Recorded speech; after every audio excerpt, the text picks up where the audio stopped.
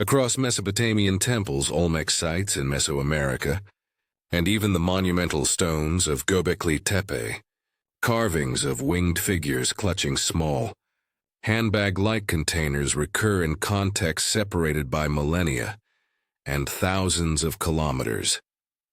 Scholars and enthusiasts alike are compelled by a simple yet perplexing question. What do these mysterious handbags of the gods really represent? Are they mere artistic symbols of ritual and divine favor? Or could they hint at deeper, universal ideas about sacred knowledge, containment, and power?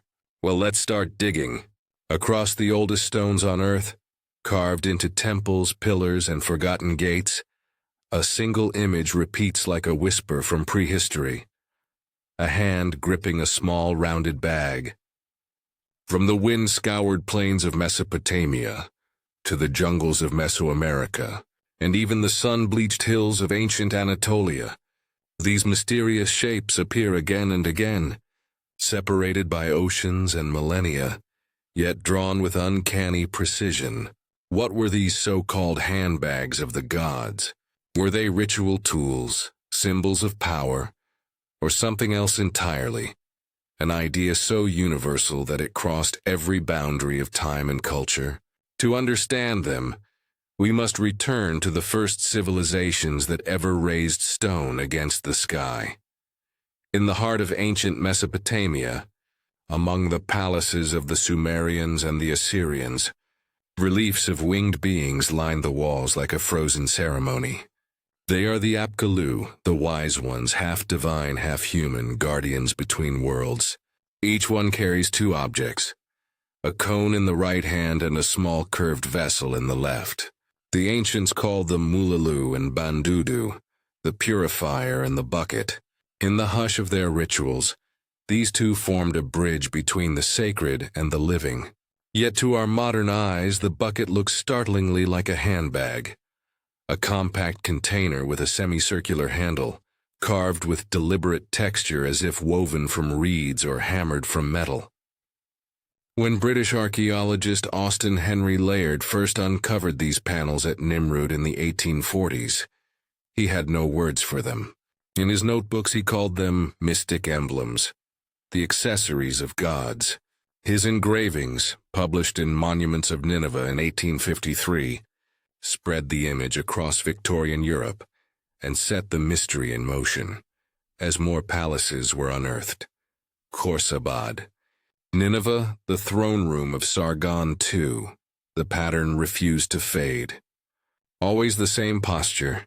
The winged figure stands tall, cone raised toward the sacred tree, bucket held below as if catching invisible drops of life.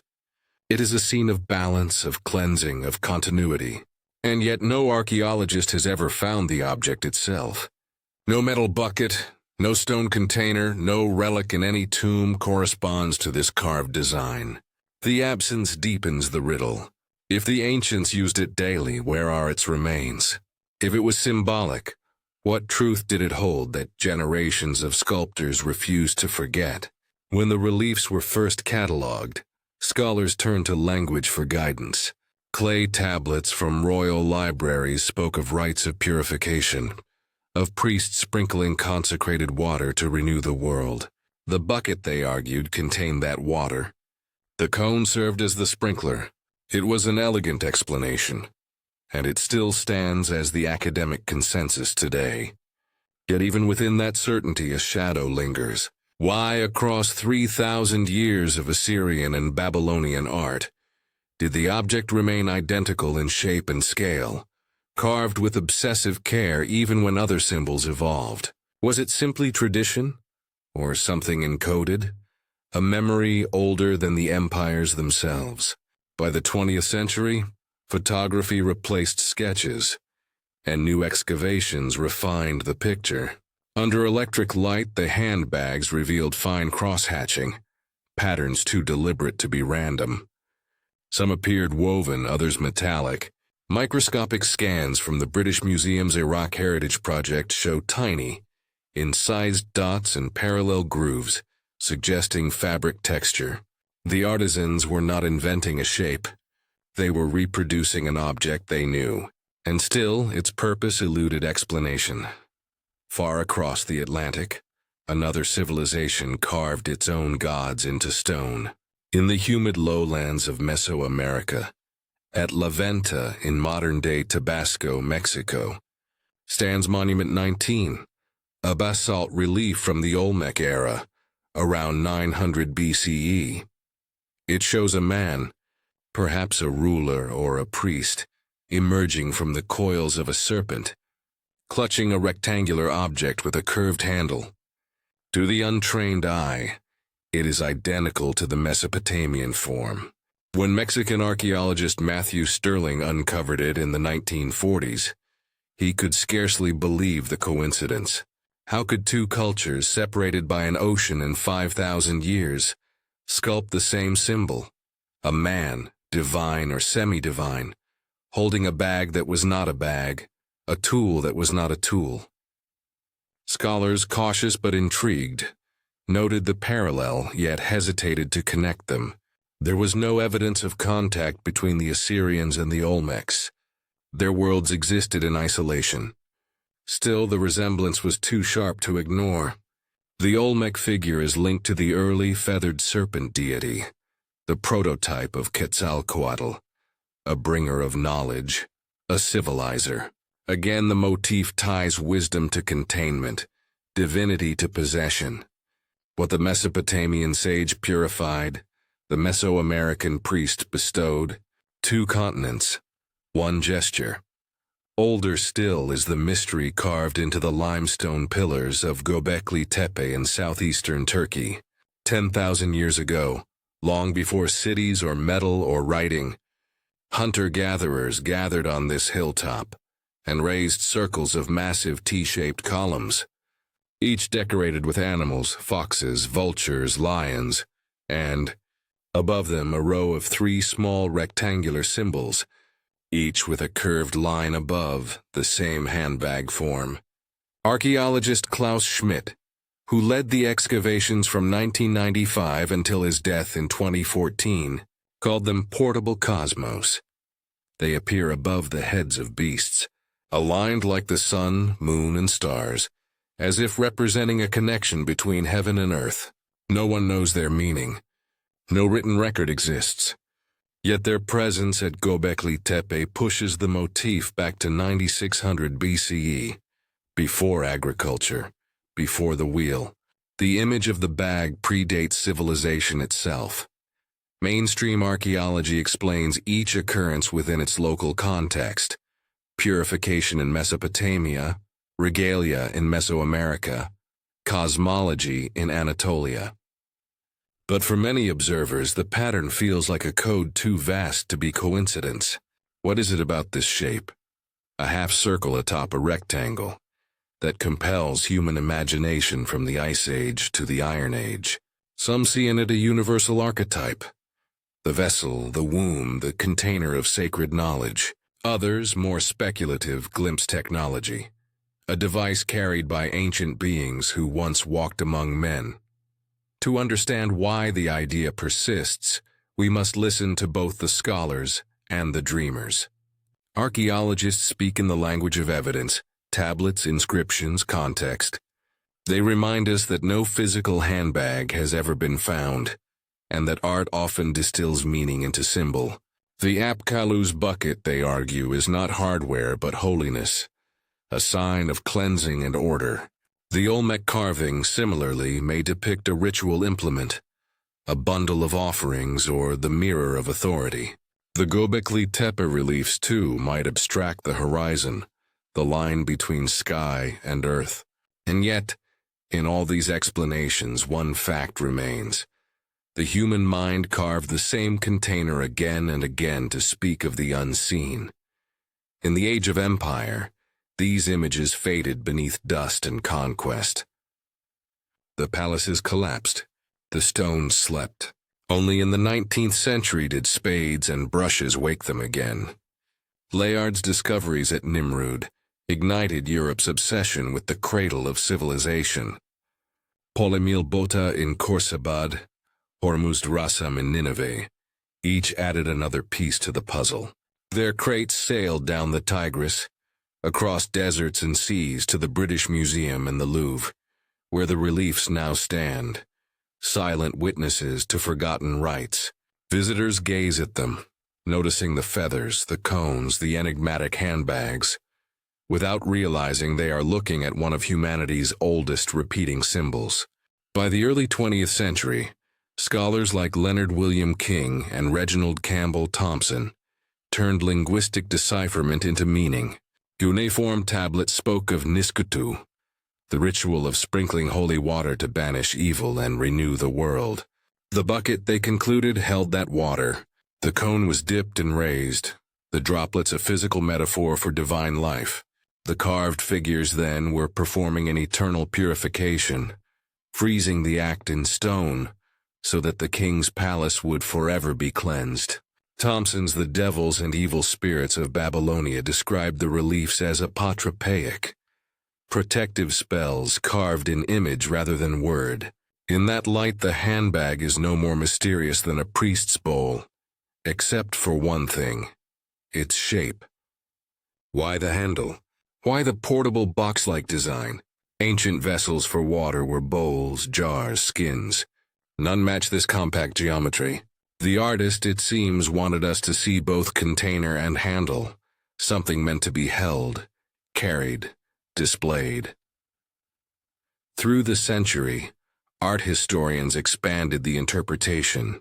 Thorkild Jacobson in The Treasures of Darkness called Assyrian art a visual theology, every line part of a cosmic maintenance system.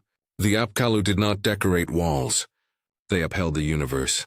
Irene Winter later argued that palace reliefs were performative, enacting ritual perpetually. The stone itself purified, its imagery a frozen ceremony renewing royal power. Within that frame, the bucket is the axis of continuity, a carved assurance that the realm remains in divine order. But the strangeness refuses to vanish. Even now, high-resolution imaging and residue analysis add detail but not closure. The texture on the bags could represent woven reeds, hammered metal, even leather. Residues of aromatic oils found in nearby basins confirm that purification ceremonies used scented water.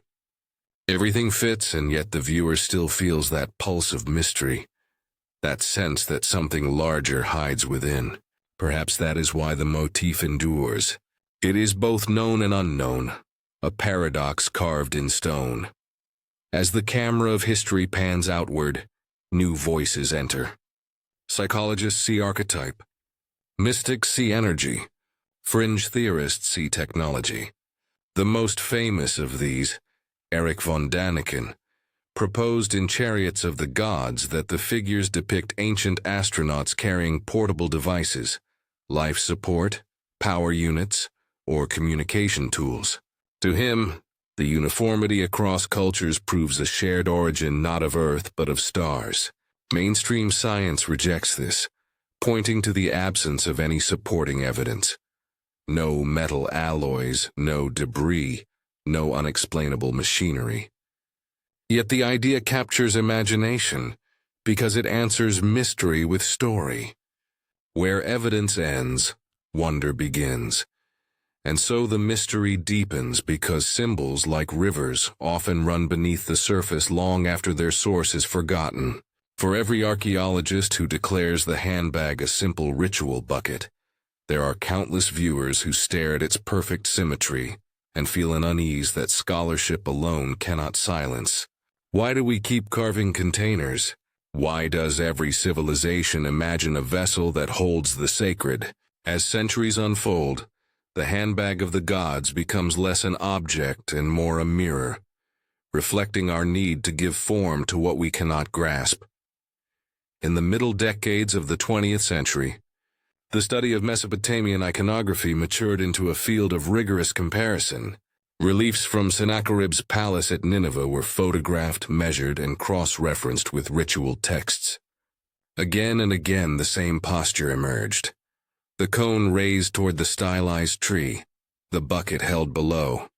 Each carving mirrored the next, a visual litany carved into empire. Scholars like Jeremy Black and Anthony Green concluded that the consistency was intentional, a canonical symbol understood by all who entered these royal halls. The bucket, they wrote, was filled with lustration water, consecrated fluid used to maintain cosmic purity. The cone, soaked and lifted, was the mediator between heaven and soil. Through this act, the king, the palace, and the world itself were renewed. Yet even within their sober words lay the acknowledgement of awe. The ancients, they realized, carved their beliefs into permanence. The stone remembered their faith long after the priests were dust. Elsewhere, at museum tables under harsh light, conservators noticed what tourists often missed: the individuality of each carved handbag. Some were broad and shallow, others tall and narrow. Few bore subtle patterns resembling scales or rope. If they were purely symbolic, why such variation? The question nudged the line between ritual and representation.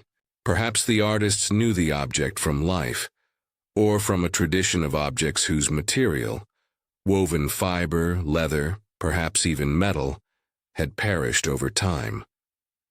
It may have been both real and symbolic, a vessel used in ceremony, then elevated into icon.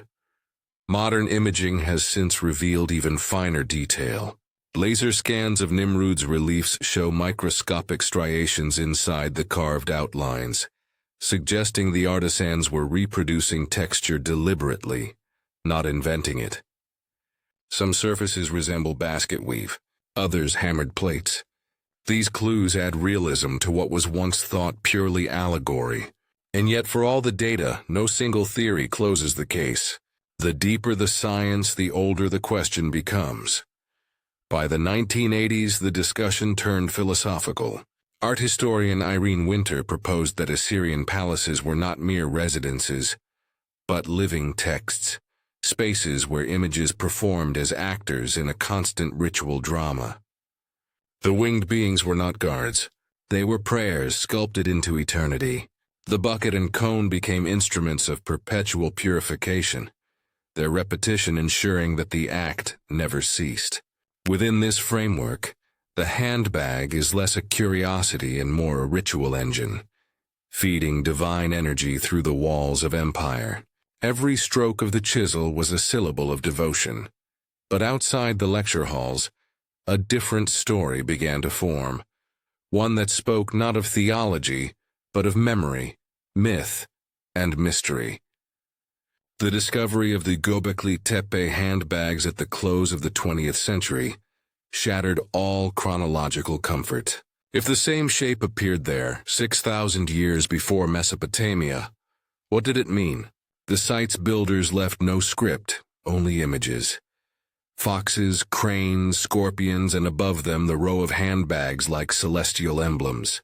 Klaus Schmidt interpreted them as cosmic symbols, representations of the sky or the divine realm, containers of the sun, moon, and stars. Others speculated that they marked the threshold between worlds, the carried cosmos of early faith. Whatever the truth, their age rewrote human history. Civilization, it seemed, began not in the valleys of Sumer, but in the high stones of forgotten Anatolia. The public imagination seized the connection.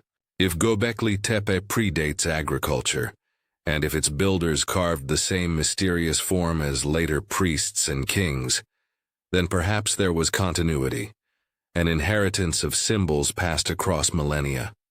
Writers such as Graham Hancock suggested a forgotten chapter of humanity, a civilization before civilization, whose survivors taught the arts of architecture, astronomy, and faith to the peoples of the world. In this vision, the handbags of the gods were not buckets of water, but containers of knowledge, devices or emblems carried by those who rebuilt after catastrophe.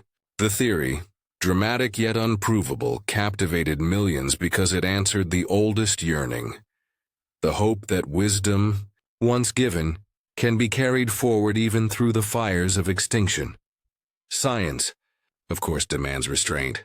Archaeologists point out that diffusion, the transmission of symbols through time and trade, does not require vanished empires or extraterrestrial mentors. Humans everywhere look upward, fear death, and revere the sacred. Containers, vessels, and pouches belong to daily life. Transforming them into symbols of divine containment is almost inevitable. Yet even the most cautious scholar must admit the shape's persistence is haunting. 10,000 years, 3 continents, countless hands, all carving the same outline of a curved handle over a square bag. Coincidence, perhaps, but a coincidence that feels designed. In recent decades, the motif has migrated again, this time into the digital age. Online archives and social media have revived the image, stripping it of academic caution and draping it in mystery. Viral posts pair Mesopotamian reliefs with Olmec carvings and Göbekli Tepe pillars, captioned with phrases like ancient technology and what were they carrying.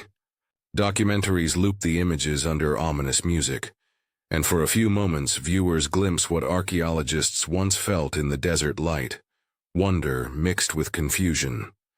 The handbag has become a modern icon, not of purification but of curiosity itself. Psychologists find another meaning altogether. To them, the handbag represents the archetype of the vessel, the womb, the heart, the sacred containment of life and knowledge. Across myths, divine power is always carried, hidden, or sealed. Pandora's jar, the Ark of the Covenant, the sacred satchel of shamans. The form changes, but the function remains: to hold the unholdable. Carl Jung would call it an expression of the collective unconscious, a pattern emerging from the shared depths of the human mind. From this view, the handbag of the gods is not an artifact but an idea, one born wherever humans imagine divinity as something we can grasp, yet must guard. In this sense, the handbags of the gods are neither mystery nor metaphor. They are continuity itself. They mark the point where mythology meets daily ritual, where the unseen touches the practical. Each carving is a sentence in the grammar of faith. The cone and the bucket, the serpent and the bag, the fox and the pillar, all translate the same ancient thought. That divinity flows downward like water and must be caught before it disappears into the dust. Yet the fascination refuses to die, precisely because our modern eyes are drawn to what feels anachronistic. The handbag looks modern, geometric, portable, technological. In an age obsessed with devices, we see ourselves in it. Perhaps that is why social media made the motif viral, a 10,000-year-old symbol that looks like a product of the present. We interpret ancient art through the lens of our own desires. Where a Sumerian saw purification, we see design. Where an Olmec saw authority, we see machinery. Where the builders of Göbekli Tepe saw creation, we see code. The handbag absorbs whatever century gazes upon it, transforming to match our collective imagination. That adaptability is its genius. It has become one of the rare motifs capable of uniting science and speculation, academia and art, logic and wonder. The scholar may trace it through cuneiform and stratigraphy. The mystic may find in it the echo of forgotten gods. Both are, in a sense, correct, because both acknowledge its power to provoke awe. For what is awe if not the meeting point between knowledge and the unknown? Some historians now study the handbag's endurance as a form of cultural DNA. Symbols like genes mutate but rarely vanish. The idea of containment, of holding sacred essence, repeats from culture to culture. The chalice, the ark, the vessel of fire, the urn of ashes, the lamp that holds eternal flame. In each, the same psychological logic appears: to control the chaos of the cosmos by enclosing it, to make holiness portable, to take the unreachable and bring it home. The Olmecs of La Venta may never have seen an Assyrian relief, and the priests of Göbekli Tepe could not have imagined the feathered serpents of Mesoamerica, yet all dreamed in the same shape. The archaeologist's map divides them. The human imagination connects them. The handbag is the bridge between continents, between epochs, between belief and curiosity. Its curved handle is the horizon, its square body the earth we inhabit. But still people ask what was inside. The literal answer is water, the purifier of life, the cleanser of sin, the sustainer of ritual. Yet the metaphorical answer runs deeper. Inside the handbag lies memory. The memory of humanity's first attempts to organize the sacred. It carries the birth of religion, the first questions about creation, the first tools made sacred by intention. Inside it lies our oldest story, that knowledge is both gift and burden, and that whoever holds it must walk carefully between reverence and pride. Modern technologies now allow us to look at these carvings as never before. Drones sweep over Göbekli Tepe. Digital modeling resurrects the temples of Mesopotamia. LiDAR penetrates the jungles of Mesoamerica. Each new scan adds pixels to a vast, unfinished picture. And yet after every discovery, the same silence remains. No inscription has yet explained the handbag. No artifact has emerged to match its design. It endures precisely because it cannot be solved, only experienced. The archaeologist sees in it data. The artist sees form. The believer sees mystery. Together they form a single chorus of interpretation, a testament to the enduring dialogue between evidence and imagination. Each generation will return to the stones with new tools, new questions, and new theories. The handbag will wait for them, carved in quiet defiance of time, holding whatever meaning we pour into it. As night falls over the museum halls of London, Paris, and Mexico City, the reliefs stand in soft light. Shadows move across the ancient grooves, and for a moment, the figures seem alive again. Winged guardians mid-step, frozen in the act of blessing. Somewhere in the distant desert, wind drifts across the buried walls of forgotten temples, carrying dust and secrets alike. The same wind once brushed the faces of those who carved these symbols, those who lifted their eyes to the sky and imagined that the divine could be held in the hand. If you listen closely, the stones still speak. They whisper that faith, like water, must be carried carefully, that knowledge, like fire, must be shielded, that civilization itself depends on what we choose to contain and what we choose to release. The handbags of the gods remind us that humanity's oldest technology was not metal or writing. It was meaning. And so we end where we began, standing before a carved wall, tracing a shape that refuses to fade. A simple curve over a rectangle, the same design repeated across continents and centuries. It is both nothing and everything, a symbol that has outlived empires and explanations. What lies inside may never be known, and perhaps that is the point. For as long as we keep asking, the gods into whatever they represent, we will keep answering, not with words, but with wonder.